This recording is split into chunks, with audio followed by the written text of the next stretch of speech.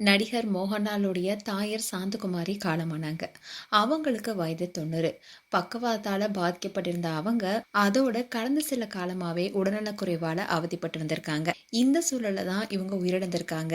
இந்த செய்தி பலருக்குமே அதிர்ச்சி ஏற்படுத்தியிருக்கு. மலையாள சினிமாவுடைய ஜாம்பவான்னு சொல்லப்படுறவர் தான் மோகன்லால்.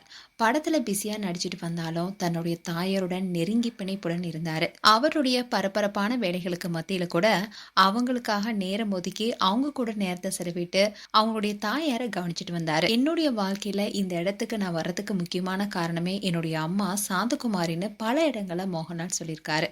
அண்ட் ரீசெண்டா கூட மோகன்லால் தாதா சாஹேப் பால்கே விருதை தன்னுடைய தாயுடன் பகிர்ந்து கொண்டு என்னுடைய வாழ்க்கையிலே பெரும் பாக்கியம்னு மோகன்லால் சொல்லியிருந்தாரு.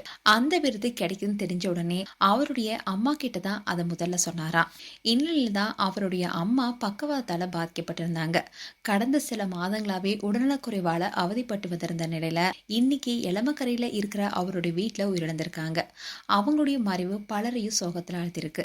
பலரும் இணையத்துல மோகன்லாலுக்கு இரங்கல் தெரிவிச்சிட்டு வராங்க. சாந்தகுமாரியுடைய கணவர் விஸ்வநாதன் நாயர் இவரு இதுக்கு முன்னரே காலமானாரு. அண்ட் இவங்களுடைய மூத்த மகன் பியார்லால் கூட 2000 காலமாயிட்டாரு.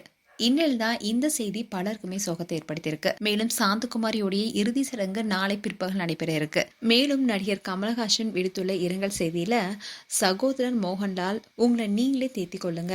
நண்பர்கள் எப்போதும் போல உங்களுக்கு துணையா இருப்பாங்க. இது போன்ற ஒரு இழப்பை எந்த ஆறுதலாலும் ஈடு செய்ய முடியாது. கவனமாக இருங்க.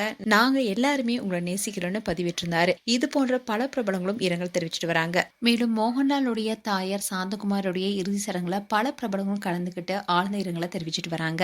மேலும் உங்களுடைய கருத்துக்களை கமெண்ட் செக்ஷன் சொல்லுங்க. இது போன்ற வீடியோஸை பார்க்க நியூஸ் தமிழ் கிட்ஸை சப்ஸ்கிரைப் பண்ணுங்க. மறக்காம நோட்டிபிகேஷன் பட்டனை கிளிக் பண்ணுங்க.